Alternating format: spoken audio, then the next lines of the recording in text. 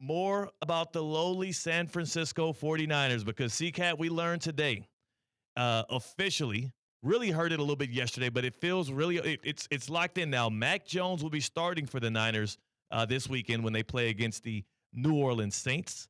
I believe that one's in the Superdome, right? I think they're on the road. Yeah. But more importantly, it's because Brock Purdy, newly extended quarterback Brock Purdy, from Mr. Irrelevant to Mr. Moneybags, he has suffered turf toe on his right foot. He is expected now to miss between 2 and 5 weeks. And the San Francisco 49ers, who literally, I feel like every other year, all the wheels fall off of their vehicle. The San Francisco 49ers, once again,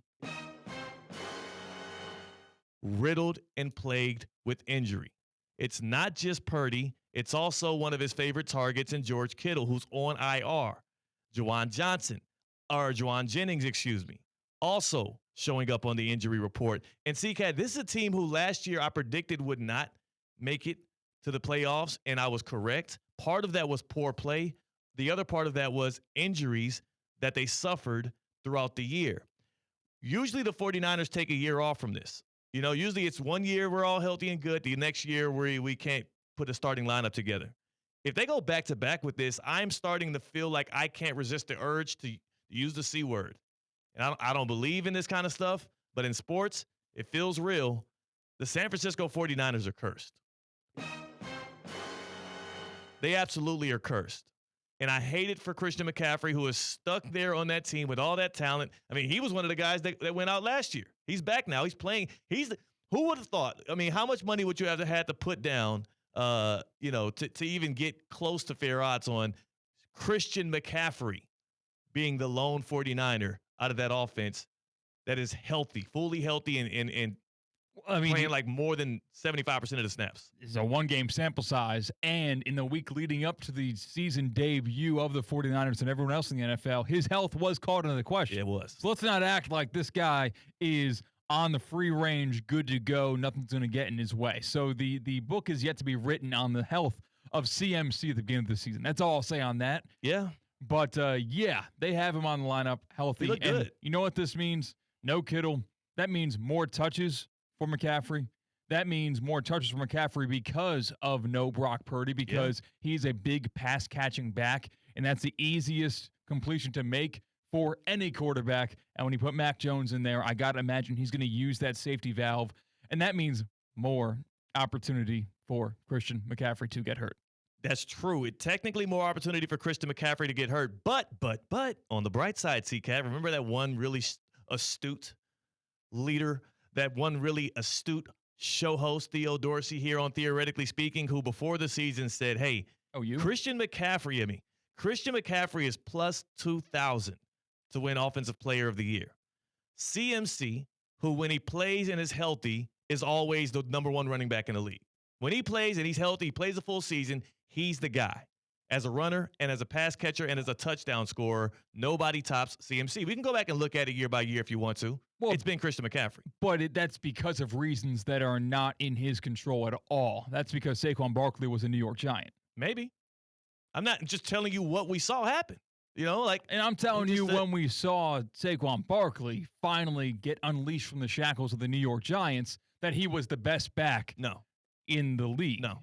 Christian McCaffrey at full strength, when the Niners are also rolling the way that they have been in the years that – because remember, let's not forget, CMC had to be freed from the shackles of Carolina before he could really pop off. CMC's peak years with the Niners, and I believe he won Offensive Player of the Year in one or two of those, he is the best running back in the league. Most versatile. He can line up in the slot. He's a better receiver. They are similar, at least, when it comes to being runners of the football. Like finding lanes, exploding, hitting explosive plays. They're similar in that effect. And they both are every down backs. But I like Christian McCaffrey at his peak over Saquon Barkley at his peak when they're both in good situations.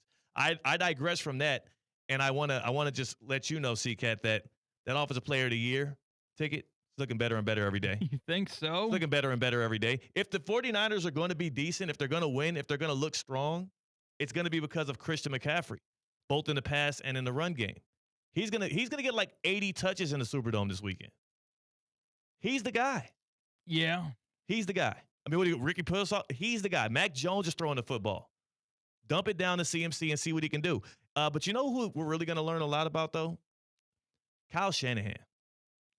The 49ers are the most cursed team in the NFL these days. I mean, next to them, maybe the Chargers, maybe the Bills. But the 49ers feel like the team that I don't want to call it shooting yourself in the foot, but the injuries that plague them do feel like more, not self-inflicted wounds, but they feel like things that are less in the control of what other teams are doing to them. Like the Bills are cursed because they keep getting beat at the finish line, and they've done that through the history of the Buffalo Bills. The Ravens, I didn't even want to have to do this to you, but they just have these weird immaculate drops or these, players who play big in big moments coming up short. That happens. I don't want to call that cursed. I think they just haven't gotten over the hump. The Chargers have been cursed. They have weird injuries that pop up. Najee Harris with a fireworks injury where he almost lost an eye. Tyrod Taylor getting his lung punctured by the very medical staff that was supposed to be keeping him healthy. Weird stuff going on at the Chargers. We'll see if the Harbaugh family can break that curse. But back to these Niners. I need to see what Kyle Shanahan's got. Is Kyle Shanahan going to be more Kevin O'Connell and produce with a backup quarterback and compete and still keep this team in contention for the NFC West, which they were in the last place of last year? Or are we going to see the Kyle Shanahan of old, who, despite his reputation, C-Cat, has been absolutely horrendous when he's not started either Brock Purdy or Jimmy Garoppolo? Have you seen the numbers on this? Well, who are the other quarterbacks? So a little bit of Trey Lance. A little bit of C.J. Beathard. Let me give you first the numbers on that. Kyle Shanahan, as the head coach of the San Francisco 49ers, when starting Jimmy Garoppolo or Brock Purdy, both playoffs and regular season, 74-29. That is elite level stuff. That is championship contender level record. 74-29 is Kyle Shanahan's record when he's got his guy behind the center. Kyle Shanahan with a backup quarterback, and I'm not saying he should be excellent with them, but he has a high reputation as a quarterback whisperer and a play caller. Shanahan with a backup quarterback, 9-30.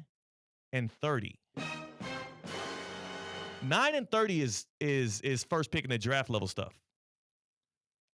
Again, if you want to go through the names, I got the names for you because I had a feeling that would come up, and that is you should be winning a lot of games with Josh Dobbs, Nick Mullins. But Kevin O'Connell does it. He does it.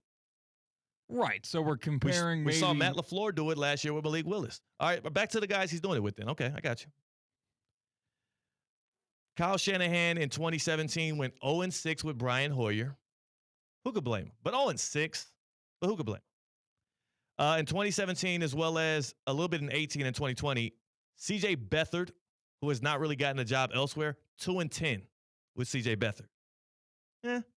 Nick Mullins, 5-11 under Kyle Shanahan.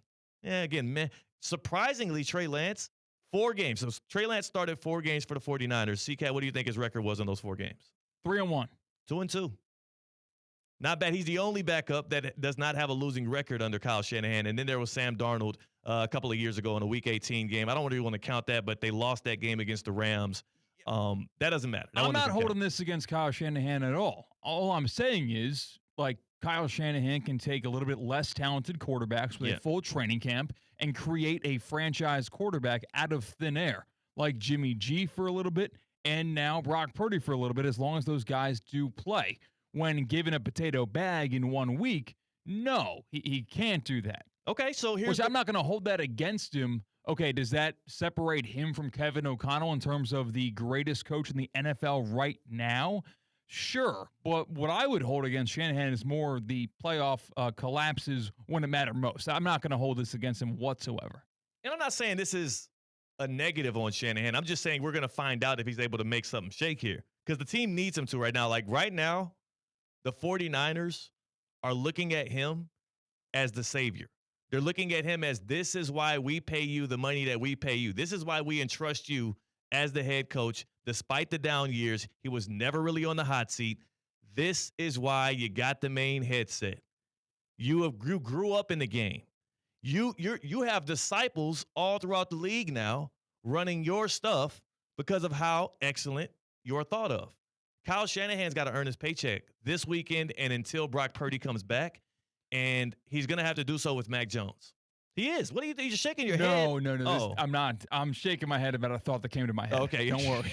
Sorry, if you're watching us on YouTube at ESPN West Palm, it looked like CCAT was disagreeing with me. At ESPN West Palm on YouTube, tap in, stream with us, join the chat. But seriously, Brandon Ayuk's on IR. Like, George Kittle's on IR. CMC, you don't want to burn him out too much. You're going to have to lean on him. But Kyle Shanahan, you got to draw some stuff up. Next 3 games for the 49ers are very winnable games. You got the Saints on the road, you're home to the Cardinals, and you're home to the Jaguars. You got to go 2-1 in this stretch, and you're likely going to have to do that with Mac Jones. And if you're Kyle Shanahan, I'm looking at you right now, and I'm saying, you show me. If they don't do well in this stretch, who's going to blame Mac Jones for that? Like, the dude he's now into that sphere of he's a career backup now. He's 27 years old. He'll never likely ever be a starter in the league. He's going to be a career backup. He went to San Francisco for this very moment. Yeah, all of the blame is not going to go to Shanahan. It is going to go to Brock Purdy. For getting hurt? Yes. You're going to pay $53 million. You probably shouldn't get paid that much if you are that frail. Yeah, I mean, he has been He's hurt getting a paid lot. $2 million less than the human form of a Great Dane of Josh Allen, who's getting $55 million per year. They got paid during the same offseason, if I recall correctly, the past offseason. That's what I would say. And maybe it's not to hold against Brock Purdy, but it's holding against the 49ers front office for tying their raft to Brock Purdy. Yeah. They did it, though. It's too late. They had to keep their quarterback in-house. And I think that you and I did come to agreement with the age of the tough, big hand, tall, durable quarterback is kind of back. We had our fun with the little guys who can defy the odds and throw the football over their offensive line. No, you got to be tough and you got to start the games. I think that is definitely, I honestly do think that if the 49ers in these 6 weeks that Brock Purdy's out go 2-4, I am holding that against Brock Purdy for not being on the field. Brock Purdy is a guy that you work with who just got a big raise and then used 2 weeks vacation off the jump. Yeah. And you're like, what? We just paid you, dude. We need you here. We actually would like the reason we paid you this is so you could show up. Is it Parcells that said your best ability is availability? I'm sure he said that at least once. Well, I mean, people credit it to him, I think. Okay. But yeah, it's neither here nor there. Brock Purdy's got to be healthy for this team to actually be good. Shanahan has been bad in his career with backups, and he has a chance. This is the best backup he's ever had in Mac Jones. This is a former Pro Bowler. This is a guy who Mike Tannenbaum, our friend, former general manager of the Jets, former VP of football operations for the Miami Dolphins, a guy who studies the game of football. This is Mac Jones, the guy who Mike T said dark horse MVP candidate just 3 years ago. Top 100 player in the NFL in 2022. Yes, and also Kyle Shanahan, remember the Niners wanted Mac Jones in the NFL draft. Shanahan specifically, it was reported, wanted Mac Jones. So you got him. So do something with him. And I know that the targets are hurt. I know that the offensive line is a little weaker than it was last year, but I want to see Kyle Shanahan earn his paycheck this weekend. I will gain a great amount of respect for him if in this 3-game stretch, I mean, especially if he can pull out all 3. If the Niners are 4-0 3 weeks from now, then I can be reaffirmed in believing that he is that guy. If they do anything worse than 2-1, they go 1-2 or 0-3 in this next stretch. I am not looking at Mac Jones as this is a referendum on you. I'm looking at Kyle Shanahan and saying, are you worth the full investment that the 49ers have given you? Are you worth all of the glory and the hype and the credit that people heap onto you? Maybe Brock Purdy is better than what we assume. But what I do know is the 49ers seem cursed. To you, who's the most cursed team in modern day sports? I unequivocally say it's got to be the San Francisco 49ers. This is a squad we expect it to be NFC Championship game bound. And here they are again, half of their production already on the IR. Last year, CCAT, the Niners had 253 games worth of missed games from players. It's a mouthful. It's weird to try to kind of, you know what? They only play 17 games. The amount of starters that missed games due to injury, if you accumulate all of that from last year for the Niners, 253. That's a record. That was the top in the league. And I don't know if it's really a record, but it feels like it. I'm just saying things now. The 49ers are the most cursed team in the NFL. They're the most cursed team in sports. But who do you think is actually in the running with them?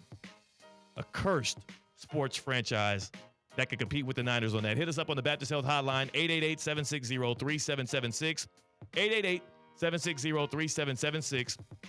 That's the way to join the show. Or you can do like Luis is doing in the ESPN West Palm YouTube chat and give us some feedback there. He's saying that Robert Saleh's got the defense better. He's also saying he'd like the 49ers to trade for some of the Dolphins' weapons. But why would they do that? You trade for Hill. Hill's already had injury concerns. He'll be on the IR in a couple of weeks. I don't know what it is about the medical staff, about the training regimen, or whatever's going on in San Francisco, but clearly it ain't going the way they would like it to go.